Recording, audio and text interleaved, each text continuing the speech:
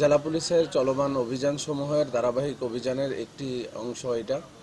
আমরা আপনারা দেখতে পাচ্ছেন যে দুটি বিদেশি পিস্তল এবং 2 রাউন্ড গুলি আর 3টি ম্যাগাজিন আছে।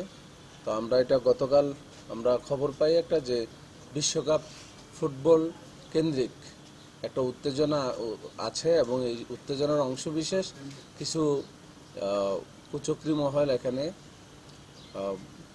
সন্ত্রাসী কার্যক্রম ঘটাইতে পারে এরকম একটা ইন্টেলিজেন্স আমাদের কাছে ছিল।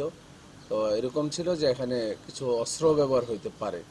তো সেই সূত্র ধরে আমরা গতকাল শহরের রামচন্দ্র মণ্ডলপাড়া গ্রামস্থ রামচন্দ্রপুর মণ্ডলপাড়া এখানে আমরা একটা অভিযান পরিচালনা করি এবং যে অস্ত্র সাপ্লায়ার তাকে আমরা ধরে ফেলি এবং সেখানে তার যে কাঁধে ছিল একটা ব্যাগের ভিতরে আমরা 2টি বিদেশি পিস্তল পাই এবং গুলি পাই ও ম্যাগাজিন পাই এবং তাকে আটক করি।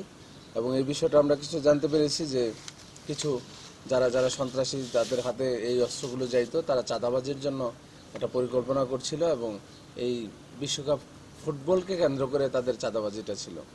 তো এইটাকে কেন্দ্র করে ছিল, কিন্তু আগে থেকেই তারা চাঁদাবাজি করে আসছিল। তো এইটাকে কেন্দ্র করে তাদের চাঁদাবাজিটা আরও জোরালো হওয়ার একটা ভূমিকা ছিল, সম্ভাবনা ছিল। এই অস্ত্র তারা ওই চাঁদাবাজিতে ব্যবহার করার সম্ভাবনা ছিল। তো এই প্ল্যান ছিল, এই প্ল্যানটা আমরা জানতে পারি এবং গোপন সূত্রে জানতে পারি আমরা অভিযান পরিচালনা করে এই অস্ত্রগুলো উদ্ধার করেছি।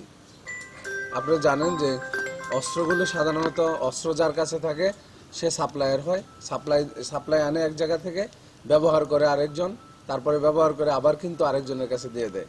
তাদের কিন্তু এরকম একটা টায়ার থাকে।